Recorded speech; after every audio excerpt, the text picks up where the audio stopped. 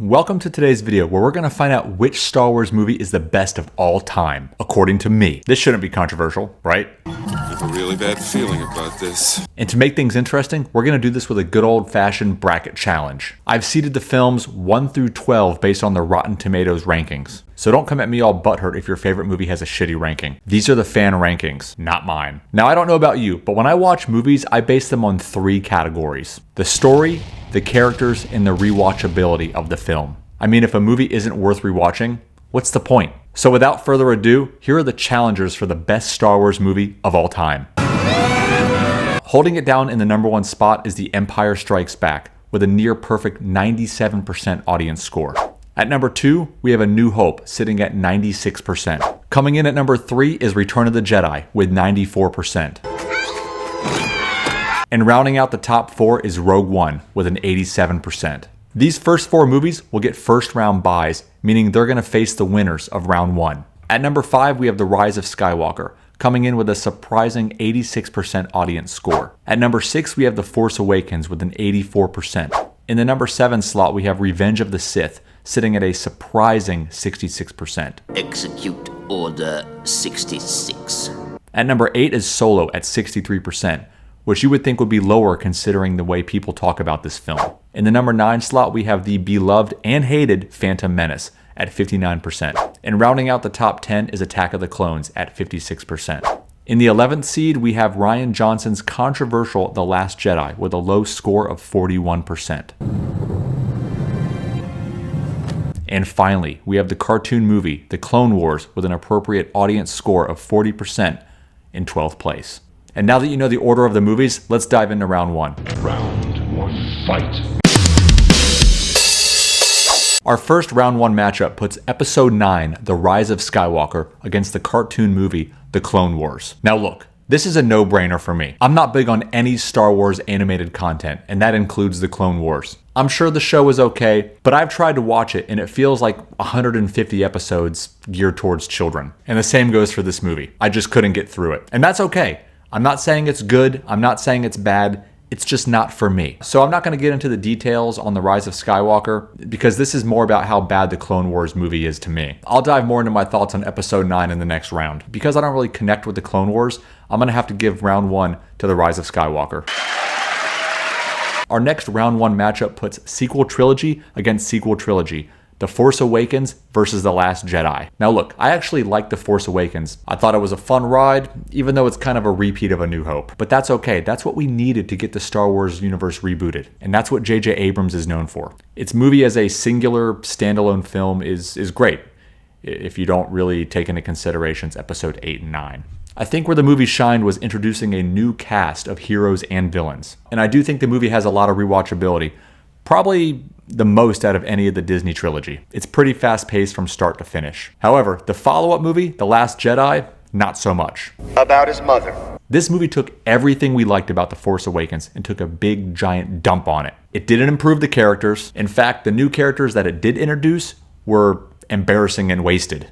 The plot was hot garbage. I mean, the rebels are trying to outrun the First Order without any gas in one of the worst plots in Star Wars lore. Leia dying, then living, and then somehow surviving in the cold vacuum of space. Snoke was built up just to get bitch slapped by Kylo Ren. There were no lightsaber on lightsaber battles. Hologram Luke dying because he meditated too hard. Oh, and the goddamn casino scene. God damn it! Now, I actually thought this movie had a lot going for it when I first watched it, and I didn't really understand the hate upon first viewing. But upon subsequent viewings, I hated the movie more and more and more. Until I realized this movie has no rewatchability. There is not a scenario where I would put this movie over any other movie in movie history. So, taking this into consideration, The Force Awakens is going to take round 1 from The Last Jedi. We're gonna do this. Yeah? Now we get to the battle of the prequels. Attack of the Clones versus The Revenge of the Sith. This is where the fun begins. First up, we have Revenge of the Sith. I can't count how many times I saw this movie in theaters. The opening sequence is one of the best in Star Wars, and the iconic battle between Obi-Wan Kenobi and Anakin is just stellar. And even though it was the third movie, it still adds new characters, like General Grievous. General Kenobi! Now, its predecessor, Attack of the Clones, has gotten a bad rap over the years. I don't like sand. However, I have really come to enjoy this movie. It too has a great opening, from the attempted assassination of Padme to the Obi-Wan and Anakin chase through the streets of Coruscant. It definitely gives us something new. It also has Obi-Wan's fights with Jango and that sick chase through the asteroid belt, which introduced the world to one of the coolest sounds in all of Star Wars. And over the years, I've found that this movie does in fact have a lot of rewatchability. You just have to ignore some of that bad dialogue between Padme and Anakin. But to be honest, there's bad dialogue throughout the entire prequel trilogy, so it's not that hard to get used to. If you can just focus on what Obi-Wan is doing in the second act of this movie, the movie is actually very good. The Battle of Geonosis also stands out and is the first time we have seen a massive amount of Jedi getting called into battle. As for which movie is best, it's very close. I honestly think Revenge of the Sith is a great movie, but in my opinion, everything happens so quickly. I'm mainly talking about Anakin's turn to the dark side. And the final battle is nice, but it goes on just a little too long and is slightly over the top. On the flip side, I think Attack of the Clones is a much smoother from start to finish movie and has a much better second act, if you kind of just take out some of that Naboo stuff. So, I know this is going to be unpopular, but I'm going to give the slight edge to Attack of the Clones, for the simple fact that I'd probably rewatch it 9 times out of 10 over Revenge of the Sith. And our final matchup of round 1 puts Mickey Mouse's Solo versus George Lucas's The Phantom Menace. Let's start with Solo. When I first saw this movie in theaters, I couldn't believe what I was watching.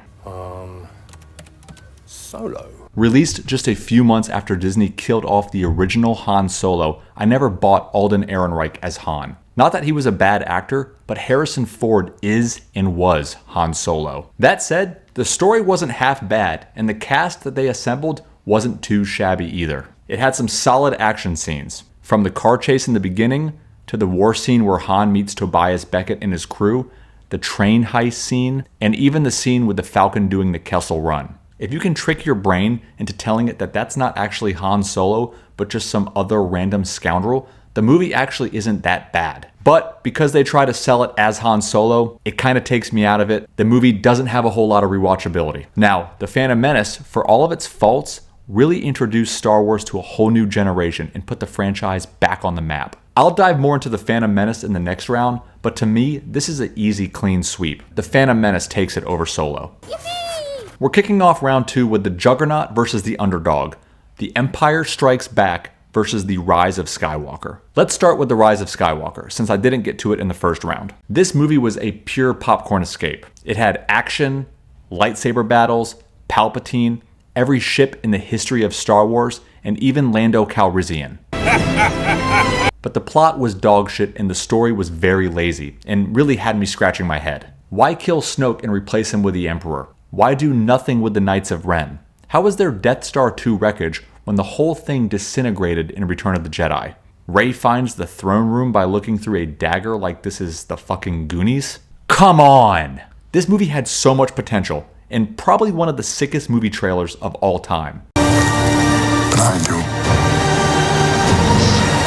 But I'm sorry, even though I own the Steelbook 4K, I have not gone back and rewatched this movie at home. I think I saw it a few times in theaters, and that was that. How this movie has an 86% audience score on Rotten Tomatoes is just baffling to me. I'll be honest, this movie is not even in the same conversation as The Empire Strikes Back. Even the movie names are vastly different. The Empire Strikes Back is the perfect movie title and tells you exactly what's happening in the movie. But The Rise of Skywalker is such a stupid fucking title that doesn't make any sense. It's just flat out insulting to the Star Wars lore. Empire takes this as a clean sweep and moves on to round 3.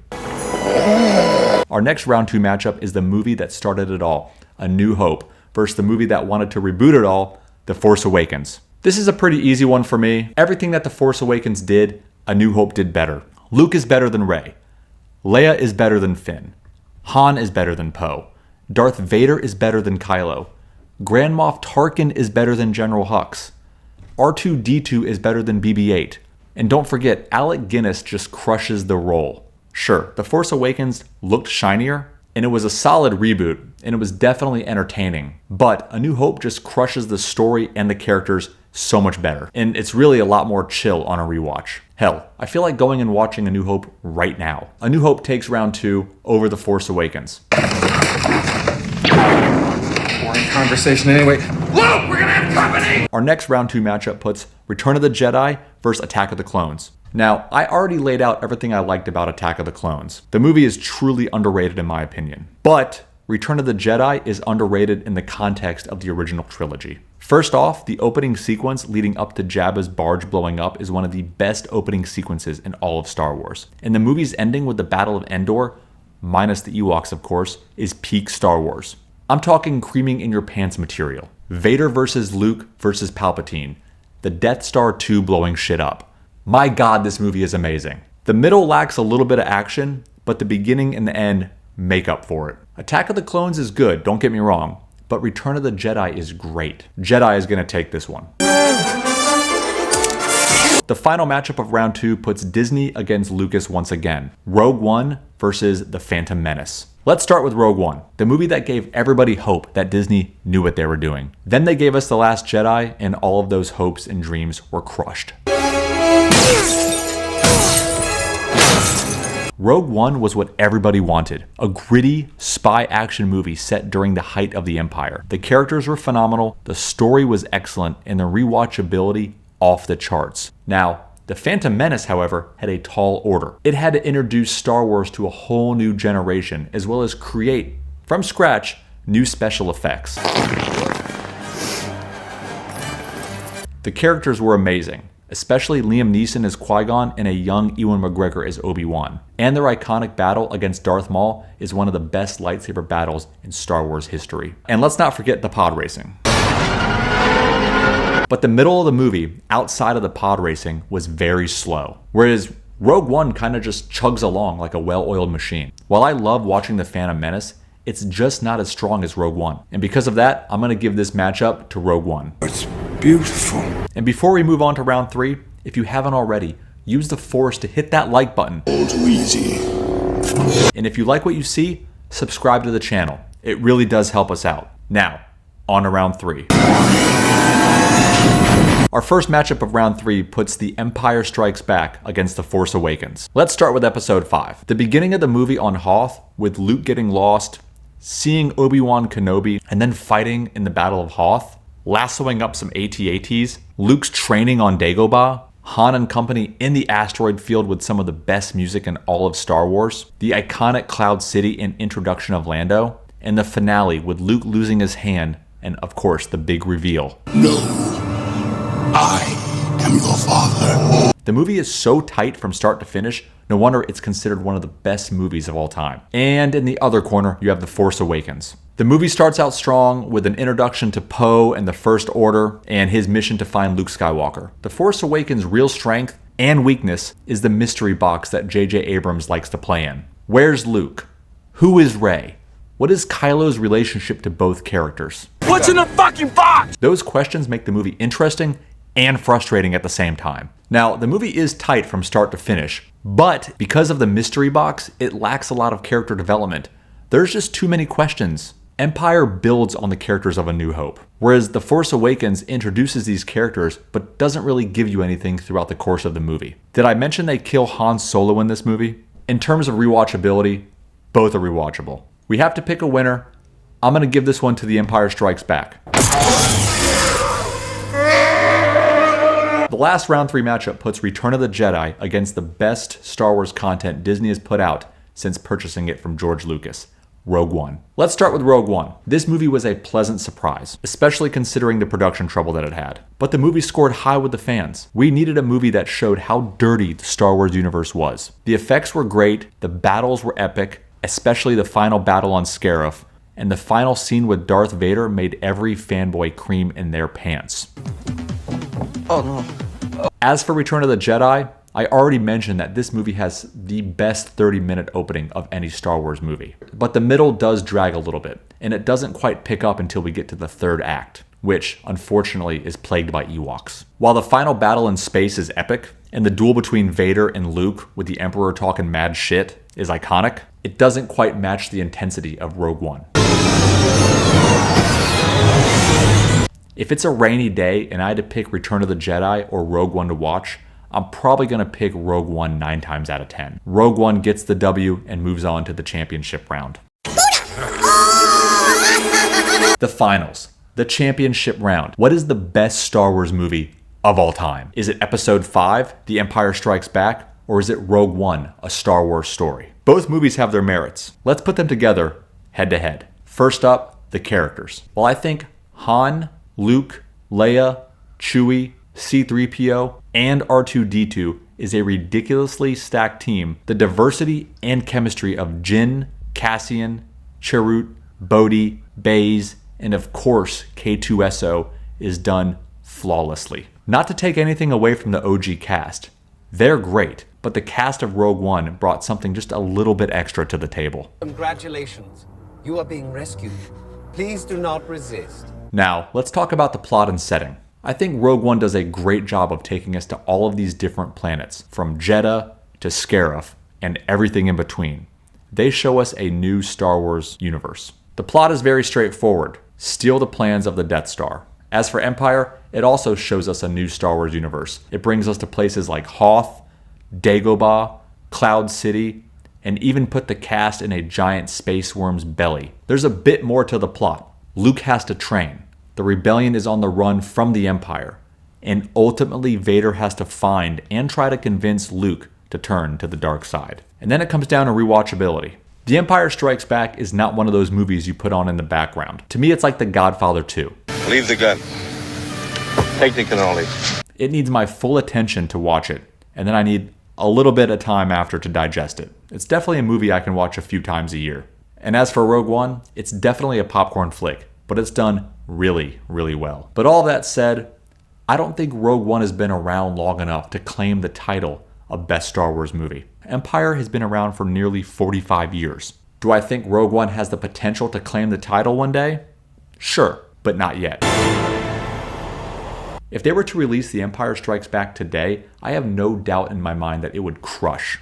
And because of that, The Empire Strikes Back is the best Star Wars movie of all time, according to me. I don't believe it. That is why you fail. Well, there you have it. The best Star Wars movie of all time, The Empire Strikes Back. If you made it this far into the video, I just want to say thank you for watching. And if you haven't already, please hit the like button. And if you agree with my list or disagree with my list, let me know in the comments section below. Let's get that conversation started. I'm sure my favorite movies are not the same as yours, so let me know your thoughts. And if you want more content like this, please just take 1 second and subscribe to the channel. Thanks again for watching. Now get out of here.